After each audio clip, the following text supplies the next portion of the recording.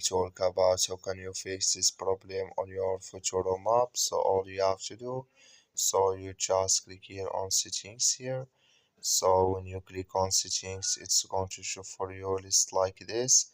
Then you go down, so you keep going down, then you click here on apps, then you come to apps list here, and there you're looking for Photoroom app. Then you click here on search, then here add Photoroom app.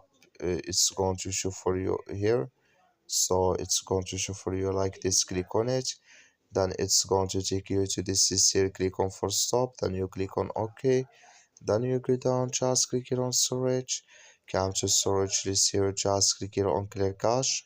Then all you have to do, so you just go to your Play Store, click on it here, then you search here for Photoroom. It's going to show for you like this. You will find here update, click on it, and it's going to work with you. That's all you have to do. Thank you for watching. Don't forget to support us by like and subscribe.